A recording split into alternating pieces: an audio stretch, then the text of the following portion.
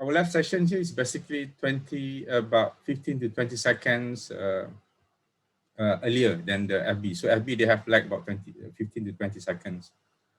They can start asking questions now. There's no problem, or they mind passing comment. It should be okay. The first part is basically we're gonna know more about the speakers or sharers for today's session. Basically, Mr. Sukhdev and Reginder. For those who are first time watching this, are you comfortable talking English or VM, or we can just, because I saw some people, I think probably they're not Malaysian. So I think we speak in English. English will be better. Yeah. Yeah. Okay. Yeah, we speak English because some people, sometimes I'm very confused whether to speak English or Bahasa, but it's okay. Okay, especially Mr. Rajinder and those who are watching for the first time, this one actually is a continuation. We had, like Mr. Sukhdev was there, we had the World Interfaith Harmony session that the world, every year they have like first week of the month in February, they have this World Interfaith Harmony week. So we had that, but there are too many people talking from many religious belief. We have not had much time to really go deep into each religion. So if you see this one,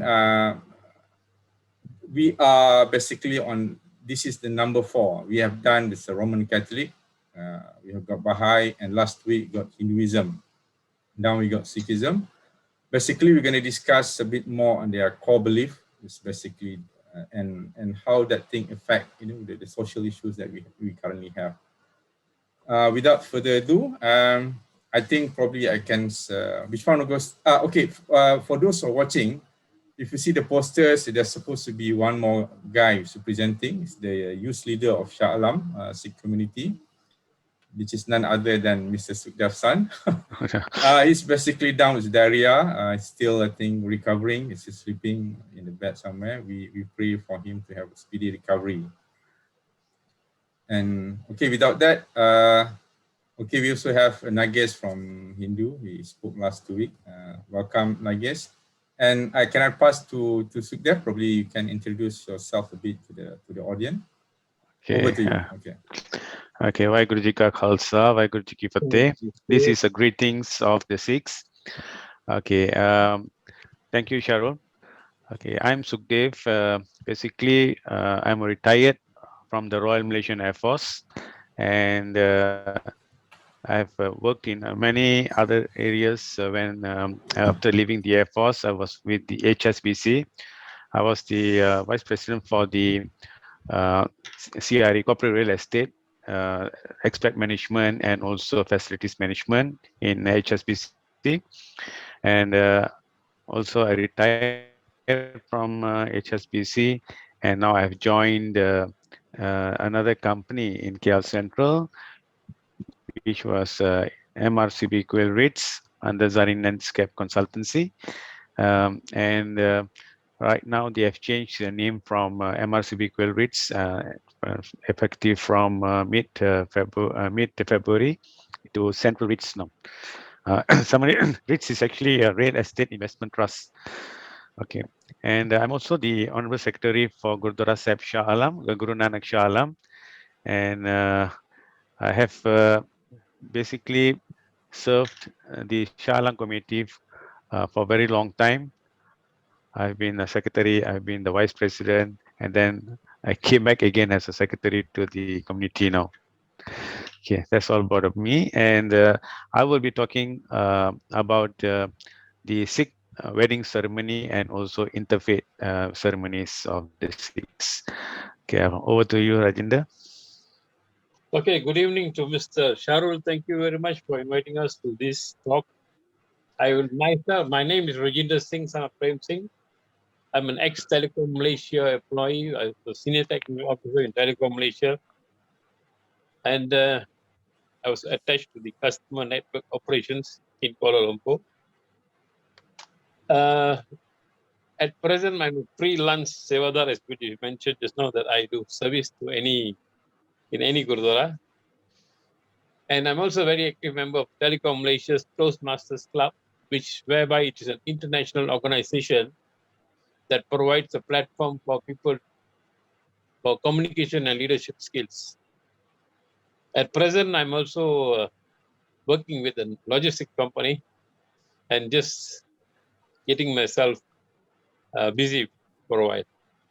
Other than that, that's my intro with me. So I will be talking more on about Sikhism. So can I start straight away now? Yeah, sure. Okay, Okay. that's our two speakers. I'm going to share screen. They have some slide to present. Wait, okay. Can you see it, Rajinder? Okay, it's okay. I cannot see. I don't see it, but Okay. Wait, Hold on. I think it's going to come out now. is that okay? Or you want me to the full screen? Can you see the slide? No. No, You cannot.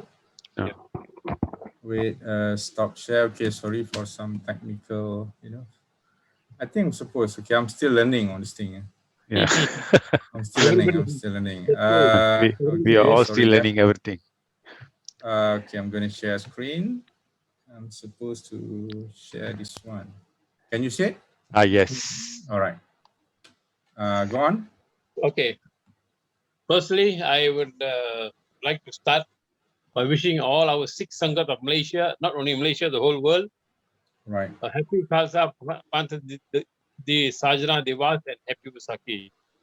Waheguru ji का खालसा वाहिगुरु जी की फतेह प्यारी साध संगत जी खालसे पंथ जी दे साजना ते विसाखी दी लाख लाख बधाई होवे जी बोले सोनिहाल Sat Sri Akal. So ladies and gentlemen, that is one way of saying Vaheguru Ji Ka Khalsa, Vaheguru Ji Ka is the salutation of our Sikh community where you greet one another. All right. And by greeting that Vaheguru Ji Ka Khalsa, Vaheguru Ji Ki Fateh, you are automatically remembering God twice. Or you're mentioning God's name twice. So that is about our salutation. So now, as you have just seen the video, maybe some of you might be wondering what Sikhism is all about. I will just run through a little bit on how it started and how it is today. Firstly, Sikhism was founded by our first master, Guru Nanak Dev Ji, in the year 1469 in Punjab, India. Sikhism advocates equality, social justice, service to humanity, and tolerance to all other religions. Sikhism is the fifth largest and the youngest religion in the world, approximately with 27 million in population, with a high number of Sikhs residing in the United Kingdom, Canada, Australia, and other Asian regions such as Malaysia, Singapore, Thailand, Indonesia, other than outside of India. The word Sikh means learner or disciple who is always willing to learn. Sikhs throughout the world will be celebrating their Khalsa Panth Sajana Divas Vaisakhi on the 14th April 2021. That's just another 2 days time, sorry. In Malaysia, our Prime Minister will be attending a high tea ceremony at Gotara Sahib, Petaling Jaya, Selangor on the 12th April in conjunction with Vaisakhi celebrations. If all of you have yeah. Vaisakhi is the culture. Okay. Yeah, Vaisakhi is our celebration. Okay. And if you have watched today's New State Times, you would have read that His Royal Highness the Sultan of Perak, Sultan Nazrin Muhyiddin Shah, was saying that Sikhs, small in number, but the community conquers highest of heights when he was launching the book on Sikhs in Malaysia, written by Dr. Ranjit Singh Mali. Sikhs just make up of 2.5% of the population, and their presence are known in all professions such as lawyers, doctors, judges, accountants, and many other distinguished positions in society and business. Sikhs believe in one God, Ek Onkar. God is without form or gender. Everyone has a direct access to God. Everyone is equal before God. Even though Sikhism was founded by Guru Nanak Dev Ji, he then passed on his teaching to 9 gurus to continue his journey till the 10th Guru, Guru Gobind Singh, who then created the Khalsa Panth in the year 1699. Khalsa Panth was founded by our 10th Guru, Master Guru Gobind Singh Ji, who anointed the Guru Granth Sahib as our living Guru in the year 1699. The Guru Granth Sahib is the scripture and the spiritual guidance to the Sikh community today. It was only after the creation of the Guru Granth Sahib and announcing that there will be no living soul of another Guru.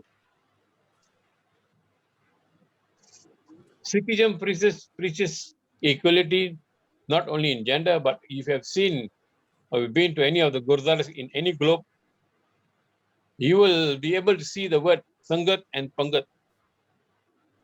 Or you will be hearing this word commonly in the Sikh religion, Sangat and Pangat. In every Gurudwara, the Sangat is the people who sit in the congregation on the floor despite of their status, their rank, and their culture or in their caste. They all sit at the same level. That's the Sangat. The Pangat is the one, the people who go and sit together and have food together in rows and is served by the Sevadar or the kitchen helpers who do cooking voluntarily for the Sangat. The three main principles in Sikhism is Kirt Karna, Naam Japana, Vand Shakna. Kirt Karna means earn an honest living. Naam Japana means remember and meditate God's name. Vand Shakna, give charity and care for others. As every human being, there are 5 devils in every human being. Why do I call them devils? Because we have this problem called Kam, Krodh, Lobh, Moh, Ankar. Kam means lust. Krodh means anger. Lobh means greed. Moh means attachment. And Ankara means ego or pride. All this deviate us from our prayers and from doing good deeds. So we must always make sure that we need to do prayers to overcome all these 5 devils in our mind. Sikhs believe in incarnation, rebirth. His or her soul is recreated into another living being, such as an animal, human being, depending on the past life. And if you have seen, all 6, especially the male, they will have a name followed by the word Singh, and for the female, by the word name for Kaur. This is the identity given by our 10th Guru, Guru Gobind Singh, to the Sikh community. In Malaysia, we have a population of more than 100,000 people at present, and about 110 Gurdwaras, with the most Gurdwaras in the state of Perak. Okay. So that's about for me for the time being. I pass it back to Mr. Sukhdev Singh. All right. Thank you. We can just go. Sukhdev, are you just want to continue? Okay, I can. I want to just wait one question from Nages. Nages just want to ask if Sikhs have special one syllable mantra like Om or Amin or Amin. They got any special? Yeah, we have the word is Ek Om. The one is one and Omkar. Omkar. Ek Okay. Omkar. That basically one God, right? Yes, Sikh on Onkar, okay, okay. Or is it or Wahe Guru? no, Waheguru is also considered be calling as God, but Ek Onkar means one Guru, One Guru, okay. one Waheguru lah. One God, okay. Okay, Mr. Sukhdev going to share about the sixth marriage ceremony, one of the important, their tradition, their belief. And after that, probably you're going to continue as well on the youth section, Sukhdev?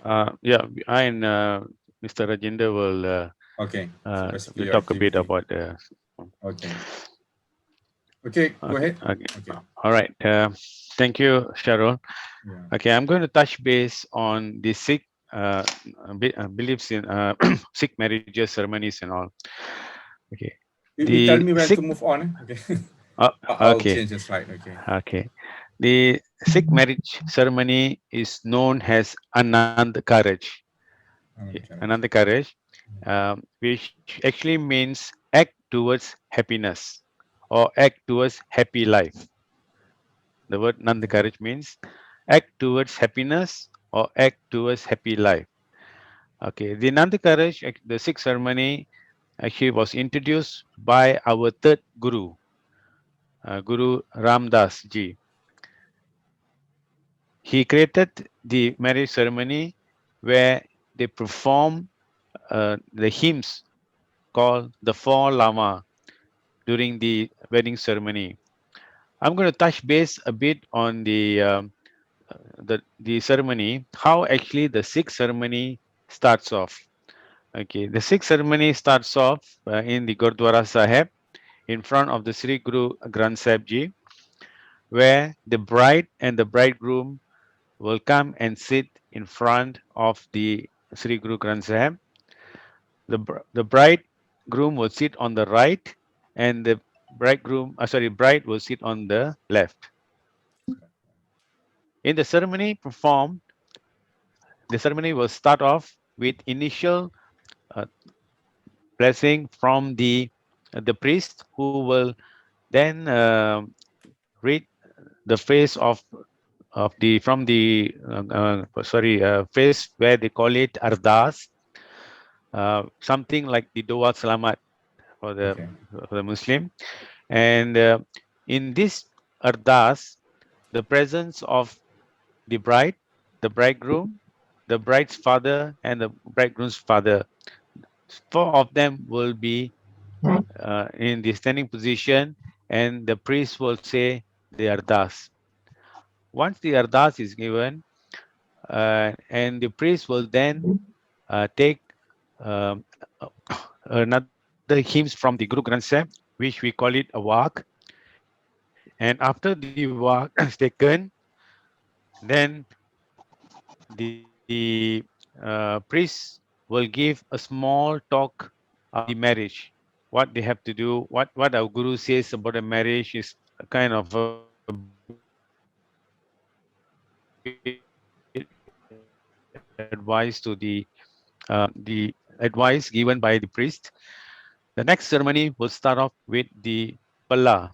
Palla is the one that there a scarf which will be held by the bridegroom, and the bride's father will take the scarf from the bridegroom, where one end the bridegroom will be holding, and the other end he will present it to the bridegroom, which is his daughter, to hold the ceremony.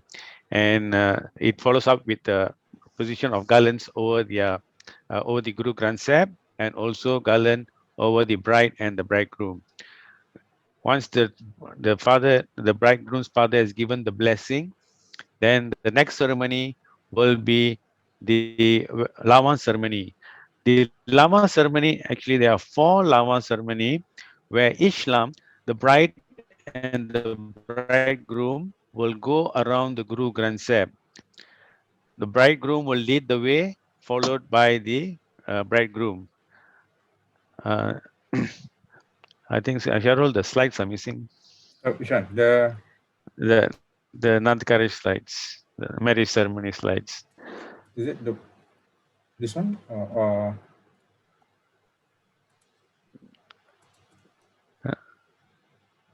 This one. Oh, sorry. Well, You can control the. I allow you to move the. okay. the No, slide. the slides are not shown at I see. I see. Which one should I go? Is it this? the slides are not displayed. The slide are not displayed. Oh my God. No. Okay, wait. Okay. Sorry. Oh my God.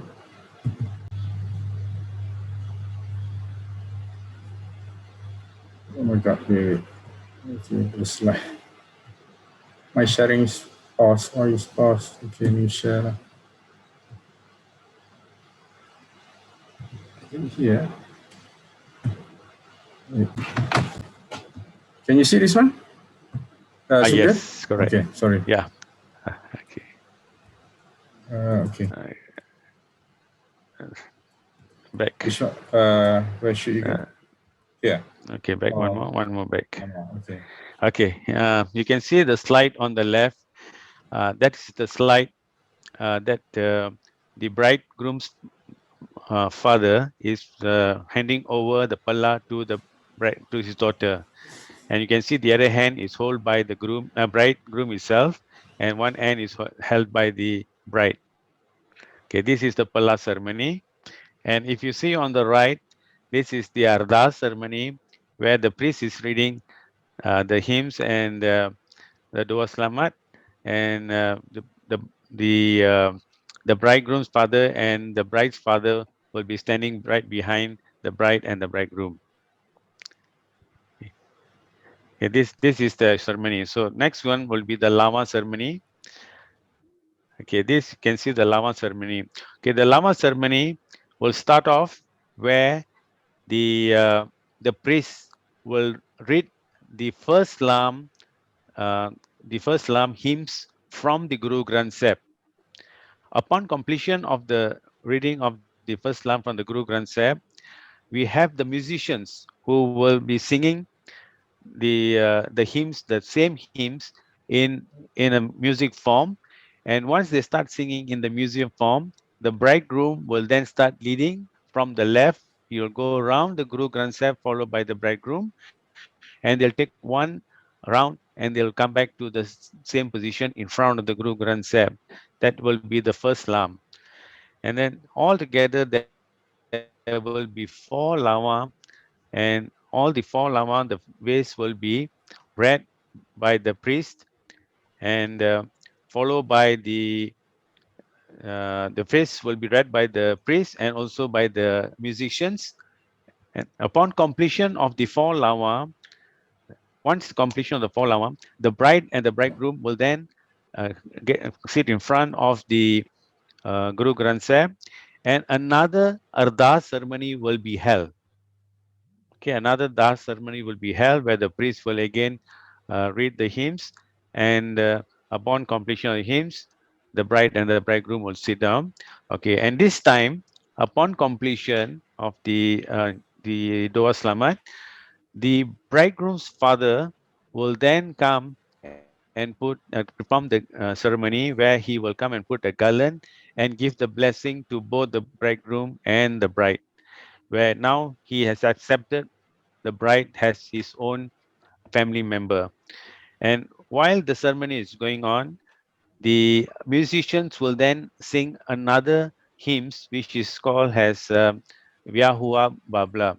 So when this ceremony is held, the bridegroom's parents will perform the ceremony at the right same time when the hymns are sang. Upon completion of the ceremony, the musicians will then read another hymns for the conclusion of the wedding ceremony. Once concluded, the wedding ceremony has completed. Okay, this ceremony actually it takes about total about uh, presently about half an hour from the start till the end. And all these hymns that are sang during the wedding are from the Guru Ramdas, which he created this ceremony actually for his own wedding, and it is then been followed by all the Sikhs in the world. Okay. The first lam, actually the meaning of the first lam is commit to rightness, renounce sinful action, remember, mediate and embrace Nam, only be good fortune, Israel peace obtaining, and Lord seems sweat to the mind. Worship the one and Waheguru, and all your sins will be vanished. So this is the meaning of the first lam. And then the meaning of the second lam. In the second lam, Guru asks the partner to advance further towards the meeting the true Guru, the God. The Lord leads you to meet the Guru, true Guru, and primarily being the enlighteners. Have fear of fearless God, and your ego will disappear. Sing Guru's phrase and feel God's presence before you. God is everywhere, outside and within, and sing with joy. And then the meaning of the third lam. In the third lam, the Guru says that the partner's mind is filled with divine love. Meeting the satsang, the holy congregation, speak the word of the Lord's Bani, which is only obtained by good fortune. Recite Gurbani and sing the glorious praises of the Lord. The Nam will vibrate and resound within your heart, and you will know your future destiny. And then the final lam, in the fourth final round, the Guru says that the partner's mind become peaceful and they will have found the Lord. God's will seems sweet to these gurmukhs. You will lovely focus your consciousness on the Lord day and night. All your desire will be fulfilled. The soul will blend with Waheguru, and only Nam will occupy in your heart. So these are the four lama that what it means actually to written by the third Guru, Guru Ramdas. Another topic here is a very common topic where someone asks that can a Sikh marry someone from other faith? The answer is yes. Sikhs can marry from other faiths. Someone from other faith accepted condition. The marriage is in the Gurdwara Sahib, which is known as Sikh temple. It's not. Okay, non-Sikhs can only be involved if they accept the Sikh faith, take Amrit, change their name, that includes Singh and in males or Kaur in female. I think our brother Reginder has explained the Singh and the cause for you. So there are a lot of inter-Sikh marriages happening in these days. There are Sikhs getting married to Hindus, Sikhs getting married to Chinese, Buddhism, or Christianity, and the weddings are held in the Gurdwara with the blessing of the Waheguru, where the non-Sikhs they take the Amrit and change their name. That includes a Singh and a Kaur to perform the wedding in the Gurdwara Sahib. Okay, that's all, Sharul, from me.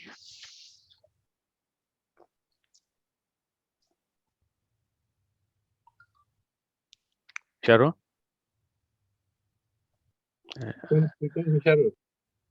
We can't hear you. Okay, yes. they can marry other faiths. So they do.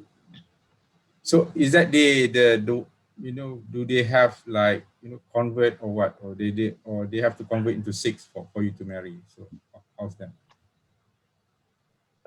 I'm not very clear. Rajendra, you want to help me out on this?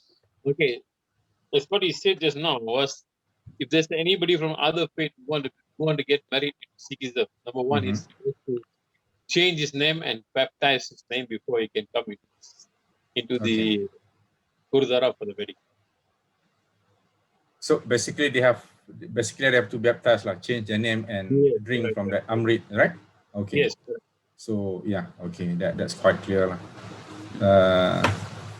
So in certain sense, tak boleh lah. They have to be a Singh to marry Singh in that sense lah. Okay, that's clear. Which we don't, Yes. we do not encourage interfaith because, well, as it is, we are a very minority in the population. Yeah, I mean, it's not about minority or not. It's just that, no, it's similar to Islam. It's not that the other faith cannot marry Muslim. It's that Muslim cannot marry other faith. Only two. It stopped at us, you know. So it's similar. It's similar in that sense. Okay, thank you very much. Okay, the last one is basically on the youth section. Okay, right. THESDAVE tak ada, tapi okay, tak apalah. Probably we can allow question. Okay, one thing that I want to ask from here, you don't touch on the Khalsa just now, Reginder. The 5K, the 5Ks. The 5K, yeah, I think you saw the slide just now, but yeah, I saw the slide, but you didn't. That is the compulsory after baptism. You need to have all these 5Ks with you before you can be baptized. Or you have to have the 5Ks before you can baptize lah. Yes. You want to go explain all the 5Ks? The 5Ks, I think if you go to the slide, you will be able to see that the 5Ks. Yeah. The first thing is your case. That means your hair. You are not supposed to cut your hair even from birth till death. From birth till death. That's what it means. Okay. Then comes the kara, the one which you hold, the bracelet that you wear in your hand. And it's only supposed to wear in your right hand. It's to provide and protect you from doing anything harming or doing something wrong. All the while, when you wear this bracelet, it will remind you that if you make anything wrong, the Guru is watching you. Okay. Then the kada, this is the kada, I just said now. And then is the kushara, that's the inner a brief, or just like a cotton underwear that keep yourself clean from everything. Okay. Kanga, and then kanga is a small wooden comb that is used to make sure you keep your hair neatly. Okay. And a kirpan, is a small sword that you carry along to protect if there's anything evil to anybody. Okay. So, Mr. Reginder, you never cut your hair? Never. Never. Your beard as well? Your beard as well, your very long beard? Yes. Same with me. Oh, you never cut as well? No, I never cut. I just tie up my beard. You want me to? Oh. You can see my beard now. Okay. Oh, it's quite long. Yeah. Okay. So my beard is this down. So I thought it's only the hair. So beard also you cannot cut. Yes, I cannot cut. Any part of the body, from any hair from the part of the body, any part. Okay. Okay. Now there are modern, Sikhs, but what happened if they cut? That's a good question. Every religion, we have the good and the bad. Yeah. So here again comes, how strong are you in your religion? Okay. If you have been nurtured in your religion from young with all the right way of life, then you will never make a mistake for doing something out of your religion. Okay. What I'm trying to say is, sorry. No religion teaches you anything bad. But what are the consequences? I mean, bad. So what bad mean? Is there any demerit points, or how you want to? Sukhdev, we like the idea. Okay. We actually, what it is like, the followers. If you are brought up in the right manner from your parents itself. Okay, say your parents says that these are the right things to do. I give you an example from my family. My father was a very religious person. He made us do all the right example, like we had a Guru Granth Sahib itself in our house. Okay, in our house. And my father had a schedule for everyone in the family to do the morning prayers. Your So line is say breaking. like Yeah. example, today is my the and Yes, please. uh, Your line is I breaking. do the morning morning prayers for the one. So that's my duty to go and do the morning prayers where we do prakash. We call it prakash means um, we the Guru Granth Sahib is normally at night. We normally pack it and keep it in the in a closed area.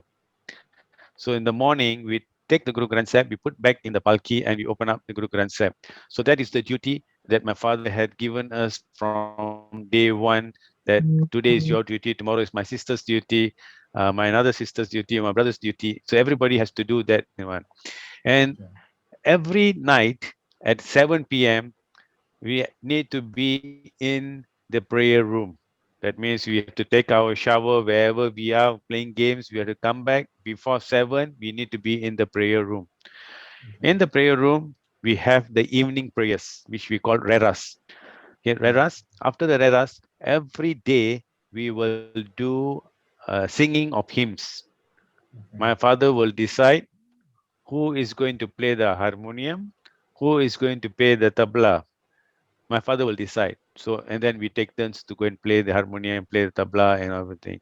And I still can remember my father had a long, thick stick with him, not rotan, but stick with him. Stick. And okay, and when we do the prayers, the verse, okay, and the phrase you're reading now, he will just tap on your thigh. That means you have to stop, and then he'll tap on next person's thigh that continue from where I stopped. So whether we are all paying attention and reading the hymns. So he was that strict with us, and he was, and he to him the religion was very very important. So it is all how you are brought up from the right from your childhood right up. There are people that uh, they find that maybe I look more handsome with my haircut and all that. So people can give them advice, but see, advice is given to them, but then they say, "Who are you to follow?" So we have got no control over the people's thinking. We can only preach them, we can advise them. You go to a Gurdwara, the priest will be advising them, but how they're going to adapt this thing, we got no control over them. Okay, But Sukhdev. Okay, we understand that in each religion there are good and bad followers. yes, right. Yeah, right. It's the same, similar. But it's just that. So what happened to the bad follower? Is that they will reincarnate into say animals, or you will go into human, or you will achieve that mukti, or basically your ultimate aim in your religion? Is it mukti or Uh, is same of as moksha? I think in Yeah, Hinduism, yeah, Mukti. Ours is Mukti. mukti, right? yeah. Yes. So you can from this life now you can go direct to mukti, or there is another level that you have to go. So how's the difference? The problem is again now we have the Atma the Atma and reincarnation. Mm-hmm. So it teaches us all, be including, and you see, reincarnation is just told you can reincarnate yourself, including animals, humans, and even anything, any soul, or you might even become a human being back, no problem. But the thing here is to get the mukti, to get the mukti, the cycle shows that from life to death and rebirth, if you have done not the right proper prayers and knowledge, so how are you going to perform yourself to get to the mukti? Definitely you will not. So you have to go through the 84 Sarasi lakh, we call it Okay. 84 million life again before you get back to human life. 84 million before you get back to Yeah, human life. yeah, yeah. But from human life you can go to the mukti if you really baik macam Sukhdev lah. Ya, saya bukan baik. I mean, you really follow everything, so you can get. Or is that what I'm trying to say? Is there any stage before you go? I mean, I think Hindu, if I'm not mistaken, or Hindu Buddha, they have like I don't know, some other forms. About 6 stages. You probably go semi demigod, or before you achieve that stage, or you can just dump there. I'm not too sure. What's different between you and Buddhism? and probably Hinduism on concept of reincarnation or rebirth. Yeah, do you know that? Or I'm not too sure. This subject, I'm not very familiar. That will depend on your karma of your previous birth. Like in Muslim, we have only one. This life is a test. You can choose to be a good person or bad person. Up to you. But if you bad, you go the other side of hell. If you do good things, if more good than bad, you go to heaven. Something like that. So there's only one life. Only this life.